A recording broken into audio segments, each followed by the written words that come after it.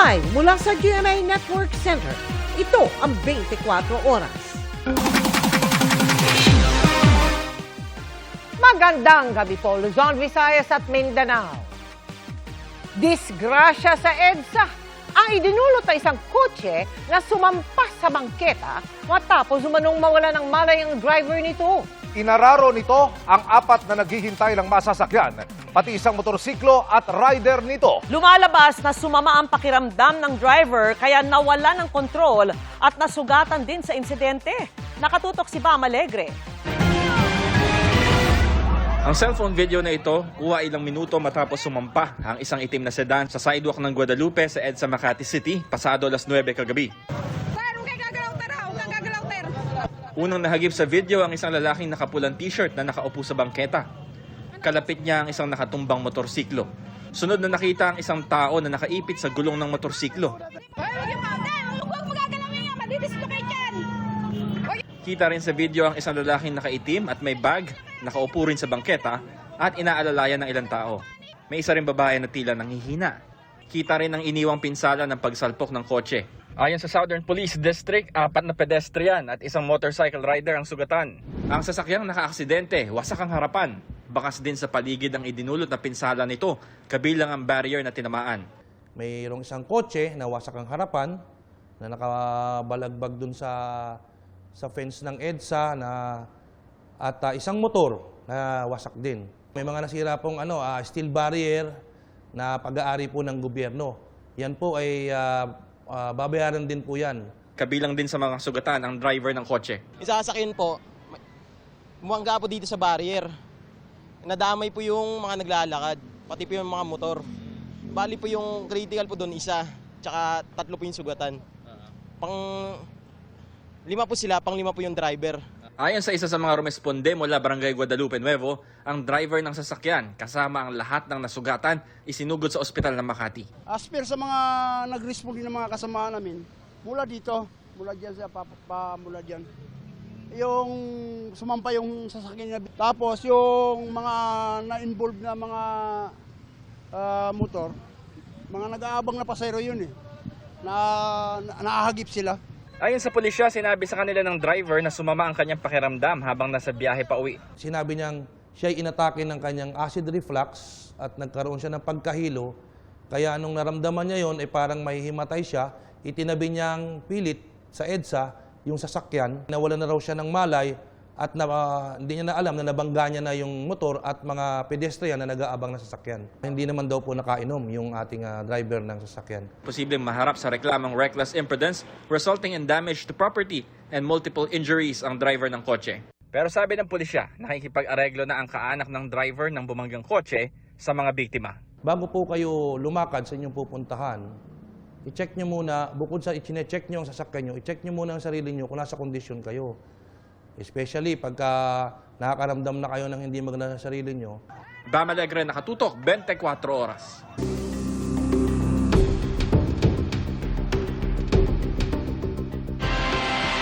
Inaprubahan ni Pangulong Bongbong Marcos ang pagsusumite at pagsasapubliko ng tax records ni Vice President Sara Duterte sa impeachment court. Dahil dito, naalis na ang huling legal na balakid para ma-inspeksyon ng mga tax documents bilang ebidensya ng prosekusyon, kaugnay ng umunoy hindi maipaliwanag na yaman ni Duterte. Nakatutok si Ivan Mayrina. Ang income tax records ni Vice President Sara Duterte ang isa sa inaasahang ebidensya ng prosekusyon sa pag-uusig sa bise, kaugnay ng kanya umanong hindi maipaliwanag na yaman. Pero mahigpit ang confidentiality sa tax records at may mga itinakdang parusa sa hindi otorisadong paglalabas sa mga ito sa ilalim ng National Internal Revenue Code o NIRC. Kung hindi magbibigay ng waiver ang mismong taxpayer, nakasaad din sa Section 71 ng parehong batas na may kapangyarihan ng Pangulo na ipag-utos ang pag-inspeksyon sa mga ito. Ngayon, inalis na ni Pangulong Bongbong Marcos ang balakid sa pagsasapubliko ng tax records ng bise dahil nagbigay na siya ng clearance para isumite ang mga dokumento sa impeachment court para matalakay sa pagdinig. So, tinatanong niya ay kung nag-approve na or nagbigay na ng clearance ang Pangulo sa BIR upang mabuksan ang tax records ni VP Sara at saka ni Attorney Mans Carpio. Yes. Matatandaan nung dinidinig pa lamang sa Kamara ang impeachment complaint laban sa bise. Tinutulan na ni Second Gentleman Attorney Man Scarpio ang paglalabas ng financial records sila mag-asawa. Ibinasura kalaunan ng Quezon City RTC ang petisyon na ito ni Carpio dahil sa kawalan ng jurisdiction. Ayon kay Palace Press Officer Undersecretary Claire Castro, pinayagan ng Pangulo ang pagbubukas ng kanilang tax record para sa katotohanan. So kung yan ang sinasabi po at kinakailangan na magbigay siya ng kanyang approval sa BIR para mabuksan ang tax records nila VP Sara at ni Atty. Man Scarpio, at ito naman ay para sa katotohanan. Hindi niya po ipagkakait ang katotohanan sa ating mga kababayan. Tinanong si Castro kung hindi kaya pagdudahan ng mga kritiko ang Pangulo ang kanyang intensyon. Sa lahat naman ng pagkakataon, kapag ang Pangulo ay gumagawa ng naaayon sa batas pero merong tinatamaan, laging sasabihin nila, politically motivated. So saan pupunta? Saan gagawi ang Pangulo? Kahit ano pang sabihin ng iba. Basta ang alam ng Pangulo, siya ay tumutupad sa proseso, siya ay tumutupad sa batas. Ivan Mayrina, Nakatutok, 24 oras. Mga kapuso, patay ng makaengkwentro ng militar ang mag-asawang miyembro umano ng New People's Army o NPA sa Palanas, Masbate. Isa naman ang sugatan sa hanay ng mga sundalo. Narito ang aking eksklusibong pagtutok.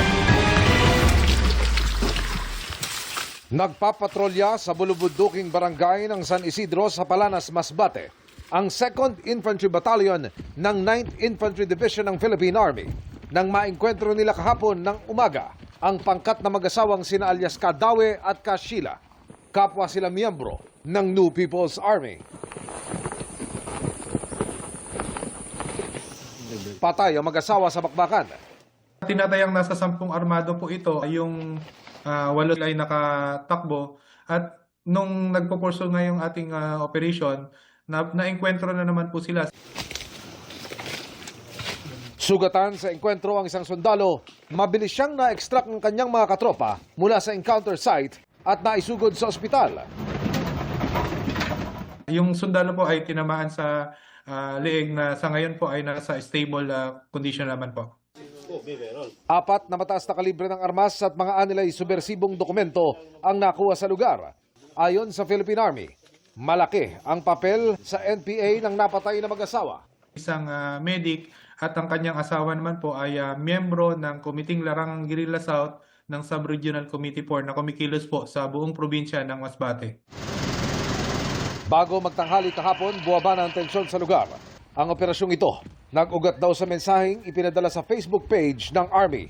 Sa pamamagitan po ng social media ay may nagbigay ng message sa amin na meron daw po silang namamataan na mga hindi kilalang armado doon sa lugar. Pasasalamat po doon sa aming mga kababayan sapagkat halos lahat po ng aming mga engkwentro ay bunga ng aktibong pakikipag-ugnayan ng ating mga kababayan.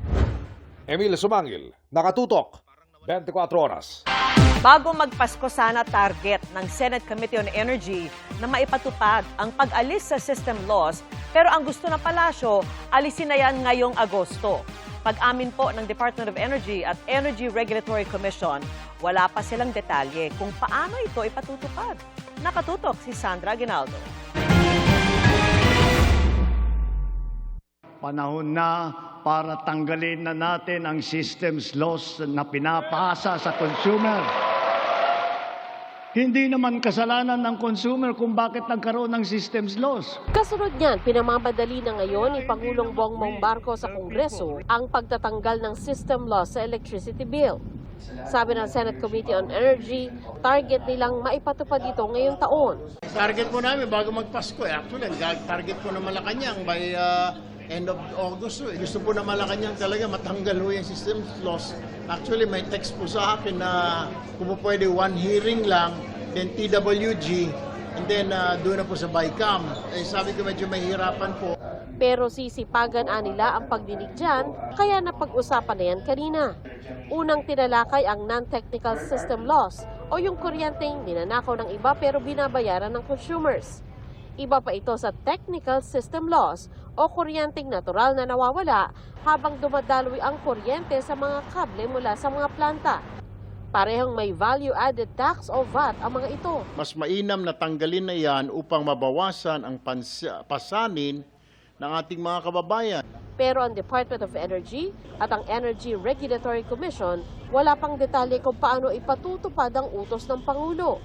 Yung sa SONA ni Presidente, na-consult ba kayo bago niya binanggit yun? We have always supported the removal of the VAT. I would have to check with the Secretary if it was something that was discussed with her, Mr. Chair, and we will revert to Kayo sa ERC, being the regulator. Hindi po. Kasi ang ine-expect kong answer nyo kay Senator Risa, yung timetable.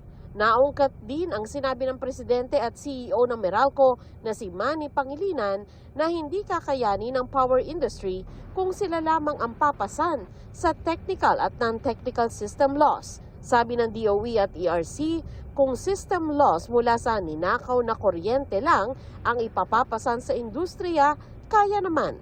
Dahil po ang non-technical system loss ay mga nasa 1 at hanggang 1.5% ng total kabuang system loss nila, ito naman po ay maliit. Kung paghuli sa nagja-jumper, kaya yan bantayan pero dagdag gastos din na mauwi sa taas singil. Hindi naman papayagan ng any distribution utility na malugi sila dahil sa mga nagnanakaw ng kuryente. Wala na ba kayong sasagutin na losses? Puro na lang sa tao, pass on, puro pass on.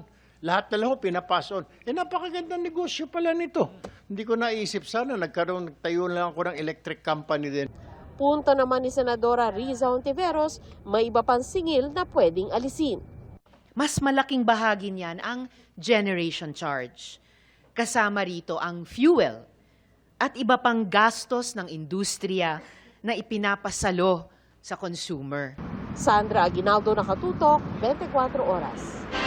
Sa rally ng mga taga-suporta sa harap ng detention facility ng International Criminal Court, kinwestiyon ni Vice President Sara Duterte kung drug war ba ang ikinasawi ng mga biktima ng extrajudicial killings dahil madali lang umano kumuha ng gunman. Nabanggit niya rin ang panayam tungkol sa Pax Silica na hindi niya nasagot kaya siya nabatikos ng ilan. Nakatutok si Tina Panganiban Perez. Sabay sa pag-iit niya sa umano'y tindi ng gun violence sa Pilipinas, kunestyon din ni Vice President Sara Duterte kung drug war nga ba ang dahilan ng pagkamatay ng mga binansagang biktima ng extrajudicial killings noong panahon ng amang si dating Pangulong Rodrigo Duterte. Madali lang naman anya kasing kumuha ng gunman sa Pilipinas. Halimbawa anya kung nangangaliwa ang isang lalaki. I can hire a gunman for 5,000 pesos to kill the mistress. That is how, for 5,000 pesos, that is how bad gun violence in the Philippines is. And that is, again, yes, EJK. So how can you say that all your listed victims, all your listed complainants are supposed victims of the drug war? Sinabi yan ng bise sa rally ng mga taga-suporta sa The Hague kung saan nakapiit ang kanyang amang si dating Pangulong Rodrigo Duterte para sa crimes against humanity dahil sa war on drugs ng Duterte administration. Nagpasalamat siya sa nag-organisa ng pagtitipon. Sabay sorry dahil sa batikos na inabot nito dahil sa isang panayam sa bise na naka-upload online. And Alvin, na nawalan ng tulog dahil sa Pax Silica.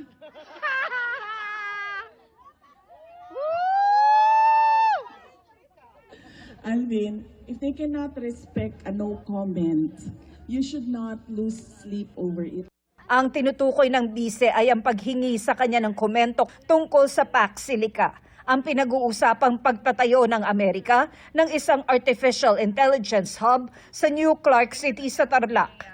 Any thought po about sa Pax Silica na balak pong itayo sa Pilipinas? Ano na? Pax Silica. Yung Pax Silica. Pax Silica? Hindi ma'am, Pax Silica. Do you know anything about that? Wala ako. I cannot comment on that. May mga bumatikos sa kakulangan sa kaalaman ng bise sa mainit ngayong issue sa Pax Silica. Lalo't nagsabi na raw siyang gusto niyang maging susunod na Pangulo ng Pilipinas. Kontrobersyal ngayon ang Pax Silica dahil sa isang banda, lilikha raw ito ng maraming trabaho dahil sa mga itatayong AI data centers at pabrika ng computer chips na gagamitin ng mga AI supercomputer. Pero pinangangambahan ang epekto nito sa komunidad dahil sa laki ng kuryenteng kailangan ng proyekto at matinding demand sa tubig para sa cooling system ng mga data center. Ayon sa gobyerno, magkakaroon ng sariling source ng kuryente at tubig ang AI hub para di makaagaw sa supply ng lugar.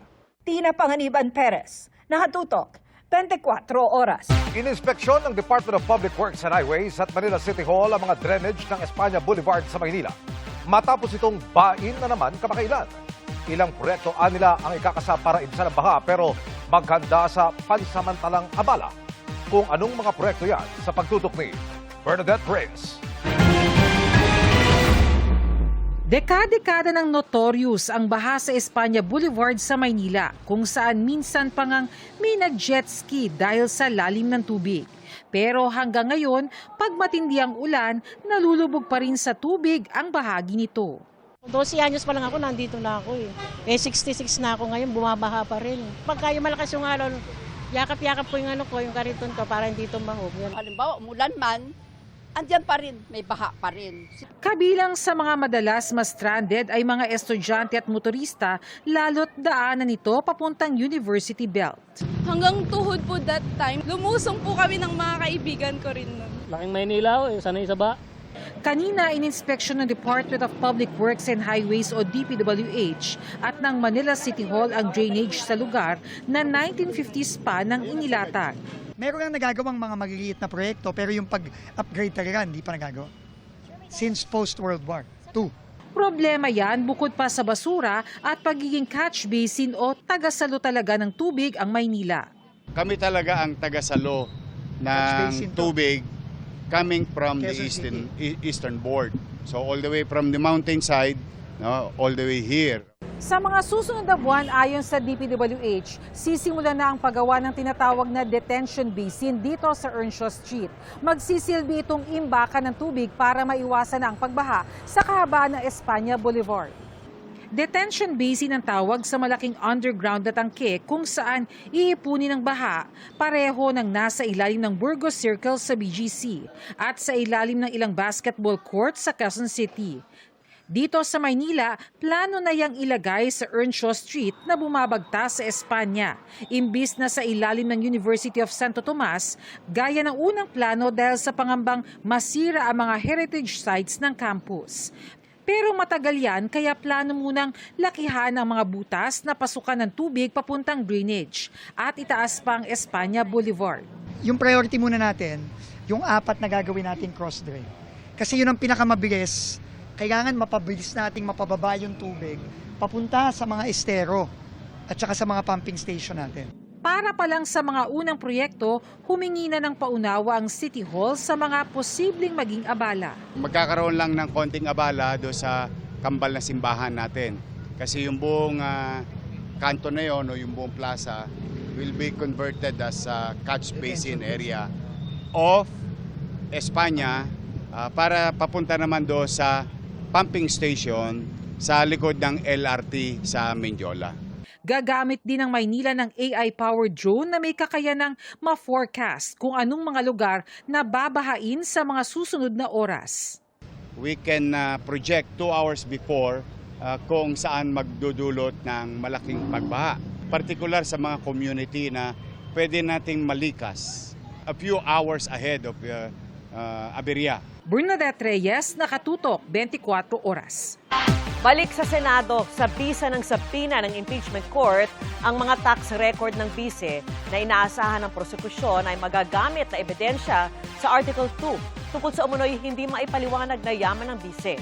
Pinasapina rin ng impeachment court ang Bank at Anti-Money Laundering Council records tungkol sa mga transaksyon ng bise, Second Gentleman Mans Carpio at kanilang mga kumpanya mula 2007 hanggang 2021.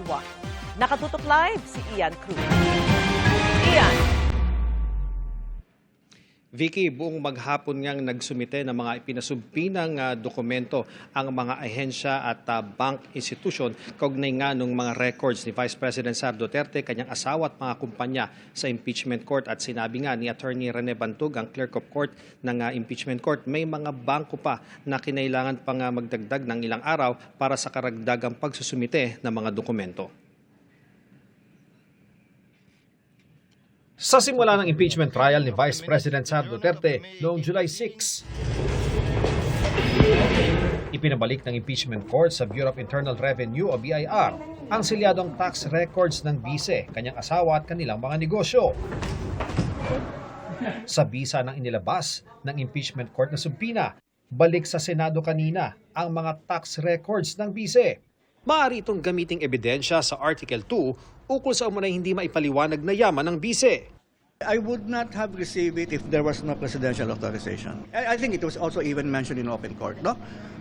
That we for the BIR records, it would need either presidential authorization or waiver. We cannot just open it, di po ba? And yan, with the approval of the President, then ibig sabihin, pwede na ho namin silipin yun kasi meron akong basbas. Wala po sa Malacanang. Para naman sa prosekusyon, now is the time that we let the evidence be heard. We let the evidence speak. Konti na lang, we will be getting that clearer, fuller picture ng yaman ni VP Sara Duterte. Kung ano mang makita natin, kailangan nating matanong, paano ba lumaki ng ganyan yan with the salary she had as Vice Mayor, Mayor, and Vice President na alam natin sa calculation ay hindi po sapat. wala namang komento ang depensa ayon kay Attorney Michael Poa patungkol sa pagpapahintulot ng Pangulo na mailabas ang tax records ni VP Sara. Bukod sa tax records, ipinasubpina rin ng impeachment court ang Bank at Anti-Money Laundering Council records patungkol sa mga transaksyon ng bise, Second Gentleman Carpio at kanilang mga kumpanya. Kaya naman kahon-kahon na dokumento rin ang dinala ng mga banking institution sa Senado mula umaga ng Huwebes. Sa inilabas na impormasyon ng Senate Impeachment Court, natanggap na ng Office of the Clerk of Court ang compliance mula sa BIR. Ang mga dokumento mula sa mga bangko ng BDO, PS Bank, Metrobank, Security Bank, BPI at Land Bank. May soft copy rin na mga dokumento na nasa USB. Pero may mga bangkong kailangan ng hanggang 10 araw na palugit para ipasa ang iba pang dokumento. I would not name the banks, but some banks ask for additional time to produce the other subpoena documents. Pinakahuli namang nagsumite ng mga dokumento ang Anti-Money Laundering Council. Ang lahat ng dokumento sakop ang mga bank at tax records mula 2007 hanggang 2021. Vicky, sa ngayon nga ay nasa pag-iingat ng impeachment court ang lahat ng mga dokumento na nakalap nila sa maghapon at ayon kay Attorney Rene Bantug ay kailangang i-report nila ito sa kanilang Senate President at Presiding Officer para sa mga susunod na hakbang. Balik sa iyo, Vicky.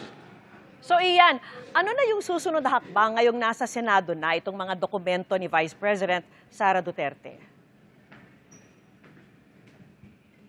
Nako Vicky, talagang mahabang proseso pa ito sapagkat nakita natin napakarami kahon-kahon itong mga bank at tax records ng bise, ng kanyang asawa at ng mga kumpanya. Kaya maingat at metikuloso daw itong i-inventory at doon pa lamang ito maaring ipakita sa magkabilang partido at syempre sa guidance pa yan Vicky ng impeachment court. At sa briefer naman ni Attorney Reggie Tonggol, ang tagapagsalita ng impeachment court, yun namang AMLAC records ng VP, sinasabi niya na kailangan munang matapos yung pagsusuri dito ng presiding officer in private bago pa nga ito maipakita doon sa magkabilang panig, Vicky. Alright, maraming salamat sa iyo, Ian Cruz.